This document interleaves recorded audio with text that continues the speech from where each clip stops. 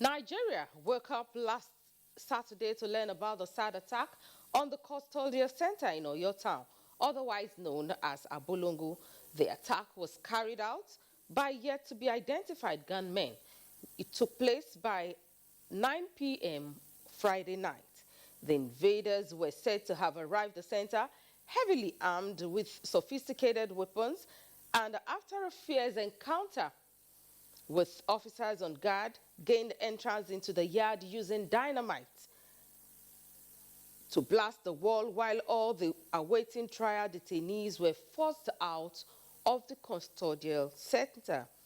The cells housing convict and female inmates were not vandalized, and the Oyo State Custodial Center, which was established in 2007 with a capacity of 160 inmates, had at the time a total population of 907 inmates at the time of this attack. This number includes those awaiting trial of about 837, representing 92% of the inmates, with only 64 convicts. What really went wrong and how can this be prevented? This is our focus on Panorama today from Ibadan Network Center on the NTA. I am Kemi Oshi. Thanks for joining us.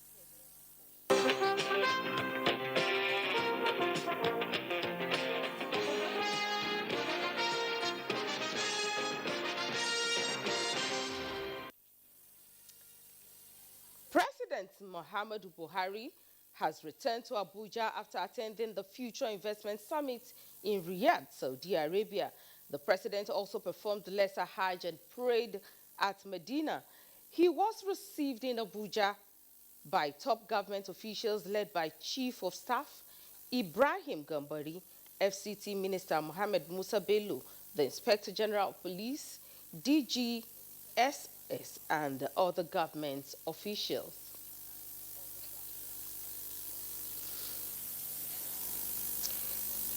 APC gets more defector. Chukwuma Omeoji, a governorship aspirant in the 2021 Anambra governorship election on the platform of All Progressives Congress, All Progressive Grand Alliance, ABGA, has defected to the All Progressives Congress, APC. Chairman APC Caretaker and Extraordinary Convention Planning Committee, Governor Maibala Buni, received the latest defectors and his supporters in Abuja. Salihu Abdullahi Gwanara reports. Defection is trending amongst politicians in Anambra State, especially those in the ruling All Progressive Grand Alliance, ABGA, into the All Progressives Congress ahead of the November 6, 2021 Anambra governorship election. Chukwuma Omeoji is the latest decampee who attributed his action to the passion he has in galvanizing support to positively transform Anambra State. I want to use this opportunity to congratulate them on behalf of the party and to formally welcome them into the party. We have 10 members of the House of Assembly here now. We have 7 members of Federal House of Assembly in the party. We have a sitting senator in the party. Even the deputy governor of the state is now a member of APC. It is important that every Nigerian should struggle and strive to be part of the progressive family. Chairman 2021 Anambra APC National Campaign Council, Governor Hope Uzodinma, says the pre-election activities have shown the determination of Anambra people to be part of the government at the center. In Abuja, Salihu Abdullahi Gwanara, NTA News. Minister of Works and Housing has defended the 2022 budget proposal of 450 billion naira before the Senate Committee on Works. The mandate given to the ministry by the committee is to sustain concerted efforts to bridge the infrastructural gap in the nation. Dayo Ogunshola has the reports. It was one of the major tasks of the day for the Minister of Works and Housing, Babatunde Fashola, as he made his way into the Senate hearing room. Chairman of the committee, set the tone for the robust engagement. I also want to commend the Honourable Minister for the projects completed so far and for ensuring that we have, to some extent, improved on the motorable road networks in the 6 geopolitical zones. The minister commenced his defense with an appraisal of the current fiscal year, laying emphasis on the key objectives of the new proposal. Some of it in order to support business. You have roads that target places where large farms exist. You also have roads that evacuate ports and roads that connect international borders. The lawmakers had words of commendation for the minister. Oweto Bridge is one of the best kept secrets of the achievement of this ministry. Regarding the second Niger Bridge, I visited there and I would like to commend you and thank the federal government for showing commitment to complete that project. The Katsina-Ala Bridge, also to thank you that the bridge itself has been completed, the rehabilitation, but the approach to the bridge it's impossible to pass on it. The hardship that our people go through on that Shagamu-Ogijo road is unimaginable. Please help look into that. Similarly, the Director General, Energy Commission of Nigeria, led his team to appear before the Senate Committee on Science and Technology to defend the agency's 2022 budget proposal.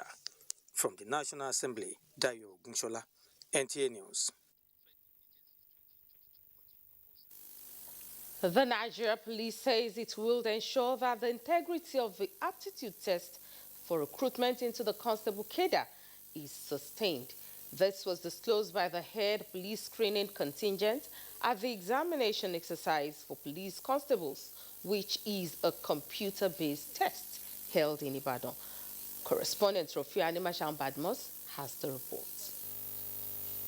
The Oyo State Police Command says the 2020 recruitment exercise of 10,000 police constables into the force would not be business as usual, as cases of personnel fund compromising the recruitment exercise would not be taken lightly.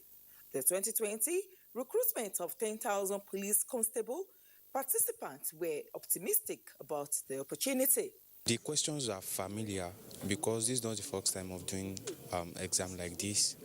So, and about the police stores is a job that I have passion for. I've answered this kind of question before, so I see it's very easy for me to do. Commissioner of Police, Oyo Command, represented said the examination was conducted by both the police and the private body. You see that there is a change, a drastic change from what it used to be. Inspector General of Police has decided to go all out to ensure we have rightful candidates, those that are physically capable, physically and mentally capable. The Nigerian police therefore urged members of the public to be their brother's keeper and report suspicious movements to security operatives. In Ibadan, Rofia Animashan Badmos, NTA News. The National Elective Convention of the People's Democratic Party will commence later today. Delegates from the 36 states and the FCT are at the Old Parade Ground, Abuja, for the accreditation exercise. Let's join Timothy Yusuf for details. The Abuja Old Parade Ground here is venue of accreditation for the 2021 elective National Convention of the People's Democratic Party. According to the chairman of the National Convention Organizing Committee and governor of Adamawa State, Amadu Fintiri, about 3,600 delegates are being expected to participate in the convention. The delegates after accreditation here will then be conveyed in buses to the Eagle Square, which is the proper venue for the National Convention. We caught up with some of the delegates who spoke to us on the exercise so far. So it's been done properly. And fortunately this time around you have your picture, your passport on the card, so it's easier to identify. Well, I would say we're doing quite well. This is the accreditation subcommittee for the Southeast, and we have successfully done the accreditation for all the Southeast states.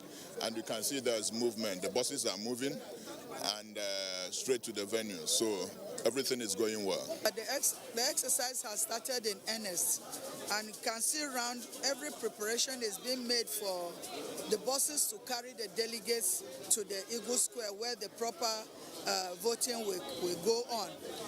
The buses have gone and are coming back to carry because some states one trip cannot be enough for them, so you see the buses going and coming back to carry the delegates. But so far so good, everything is put in place and everything is going on well. Assignment here at the Old Parade Ground will only be completed when the last person out of the 3,600 delegates is accredited. From there, activities will relocate to the Eagle Square, venue of the National Convention proper. Timothy Yusuf, NTA News. Thank you, Timothy. Moving on, amidst heightened insecurity in the Southeast and the forthcoming Anambra State governorship election, the Department of State Services has advised the media to apply restraints and avoid sensationalizing news. A statement by the DSS spokesperson, Dr. Peter Afunaya, said the service noted that some media handlers give unnecessary attention and coverage to the activities of bandits, terrorists, and sensationists. This, the service said, is condemnable, given that these elements thrive on undeserved publicity from media patronage. The service, however, assured that it will continue to collaborate with relevant stakeholders to ensure that only a hitch-free electoral exercise, but that a conducive environment necessary for the citizens to pursue their legitimate businesses in the state, in and outside the state, is provided. The Economic and Financial Crimes Commission, EFCC, has debunked the claims in a section of the media that operatives of the commission stormed the Abuja residence of a justice of the Supreme Court, Justice Mary Odili, purportedly to execute a search. The commission, in a statement by the head of media and publicity, Wilson Uwajare, described the report as false, adding that the commission did not carry out any operation at the residence of Justice Odili. He clarified that if there was any such operations as claimed by the said media, it was not carried out by the EFCC. We now pause for a break. Panorama continues shortly. Stay with us. The vaccine offers hope for a safe country free of coronavirus. I urge all state governments, traditional and religious leaders to take the lead in the mobilization effort within their environment and spheres of influence. I similarly urge all eligible Nigerians to present themselves and be vaccinated in accordance with the order of priority already mapped out at the various authorized designated centers only.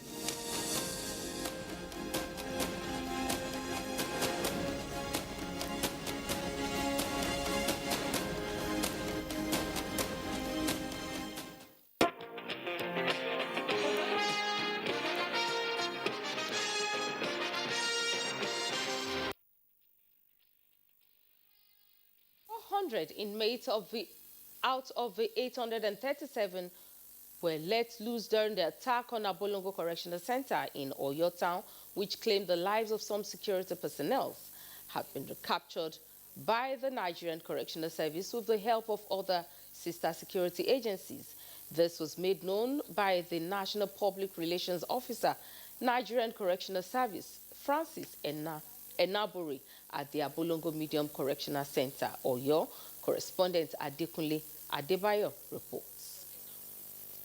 The Comptroller of Correctional Service, Francis Enaburi, while describing the incident as unfortunate, confirmed that 400 inmates out of the 837 that escaped have been recaptured. He commended the synergy between the organization and other security agencies for their prompt action to rescue the situation, and therefore appealed to the general public to furnish the security agencies within their localities useful information that could lead to the arrest of others.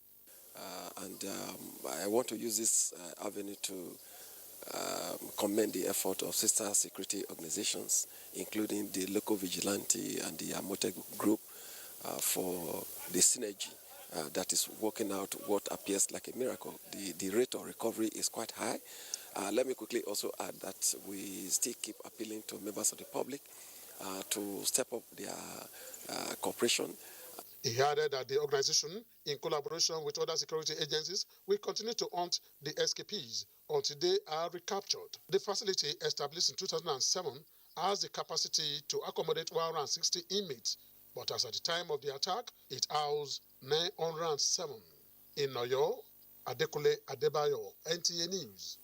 And to discuss further on the attack on the correctional center at Abolongo, Oyo Town, with me on Panorama today is a criminologist and a victimologist from the Department of Sociology, University of Ibadan. He is Dr. Oludayo Tade. You are welcome to Panorama. Thank you for having me. What would you say is your reaction to the news of this development? Of course, it's a sad event, of course, because one, we lost our security men. And usually, of course, the cost is not only material, it's also human. And so it's something that is very sad because as a result of that event now, we have turned some families to, some children to fatherless children and all those ones. So it is something that should not be encouraged to happen at all. And it also, also tells a lot about our, of course, custodial state of our custodial centers around the country. Because just less than about 2 months ago, we had another prison break like that in Kogi State, where people were also killed, and then some people escaped. What would you say is responsible for this kind of attack? Yeah, one thing that we should see, there is a pattern. Most custodial centers that are attacked are medium security custodial centers. And what is the characteristics of the inmates that you find there? These are violent inmates. Those that have been accused of murder, armed robbery, some with cases of terrorism on their hands. So it's strategic when you have prison break coordinated, organized in such a particular manner. What it means is that there is a particular value attached to those people who are still inside. Because for you to go for an operation with dynamite and the rest of them, you have to calculate the expenses that has been injected into that operation and the value of the person that they are going inside to rescue. So it is important that we see that pattern and then, of course, address something. So given this pattern now, what would you say should be done to prevent such occurrence? Now, one thing is also about the overcrowding nature of most of these centers. Some a facility are established to just hold less than 200. Is housing close to 1,000. And 92% of the inmates are awaiting trial. That one is an injustice because you don't keep people waiting. So something is wrong with our criminal justice system. And which makes one inmate to also be agitating. When will you be released? Sometimes you are not taken to court to even have your day in court to have your say. So you are held down there. Nobody knows what is going to happen to them. And when justice is delayed in that particular area, people get agitated, and then, of course, you can have... Thank you very much. Presently, we have some escapees still at large. What would you say citizens of Nigeria should do at this moment in relation to security? Of course, we now have to be very more observant and then, of course, be careful about those that we relate in the environment.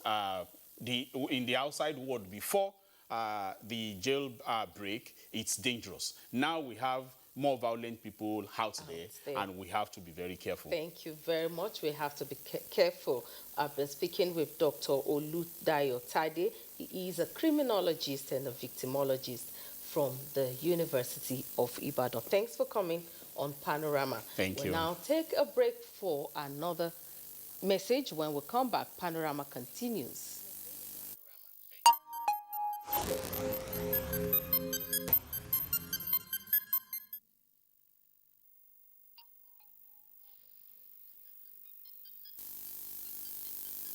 NCDC has reported 120 new cases of COVID-19 in 11 states and the Federal Capital Territory as at Friday, 29th October 2021. FCT tops the list with 26 new cases, Imo 25, Lagos 23, Rivers 17, Osun 15, Kano 5, Gombe 3, Edo and Ekiti had 2 cases each, while Bayelsa and Delta recorded 1 case each. Till date, 211,798 COVID-19 cases have been recorded in the country. Out of these, 202,962 have been successfully treated and discharged. The death toll stands at 2,895. Motoring public have been warned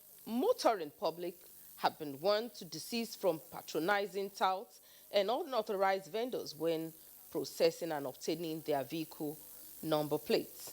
The Corps Marshal of the Federal Road Safety Corps, FRSC Boboye Oyeyemi, gave the warning following intelligence gotten from the ongoing nationwide clampdown on the rising cases of unauthorized number plates in circulation.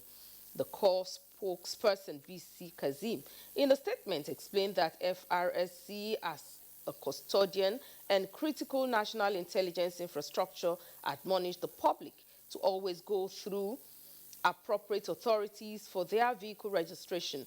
The statement added that vehicle number produced by FRSC can only be obtained from licensing authorities of the various states and the FCT. The authorities of Obafemi Awolowo University, Ile-Ife, has reopened the university, which was closed down on the wake of students' protests some weeks ago. This is contained in a statement from the Public Relations Officer of the university, Abiodun Olanrewaju. It stated that the decision to reopen the university was taken at an emergency meeting of the Senate on Friday, 29th October 2021. The statement also revealed that students are to come into the school on the 5th and 6th November 2021 to continue with their examination in tandem with what is previously on ground. It will be recalled that the students embarked on protest on the 1st of October while they were to sit for examination on the 2nd of October 2021. We now join Olumide Eguntola for updates on sports. Starting with the Nigerian Premier League pre-season tournament, the Shooting Stars of Ibadan will this evening attempt to add to its titles at the final of the 9th edition of Taiwo Ogunjobi Gold Cup, slated for REMO Stars Stadium in IKENNE, Ogun State.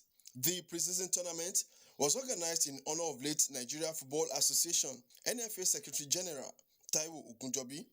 And to the national team, it's good news for Coach Gennaro Tro and his technical team as Nigeria's international Wilfred Ndidi returns to the field of play after a sustained injury in the match between his club Leicester City and Burnley at the King Power Stadium.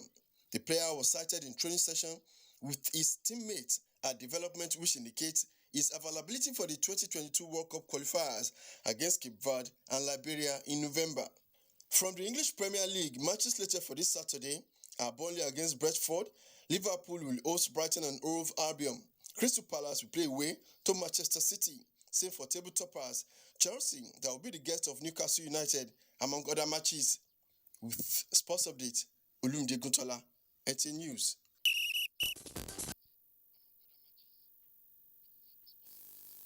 And that's it on Panorama today, reaching you from Ibadan Network Center of the NTA. Remember to connect with the NTA, be a star, and kick against rape and rapists.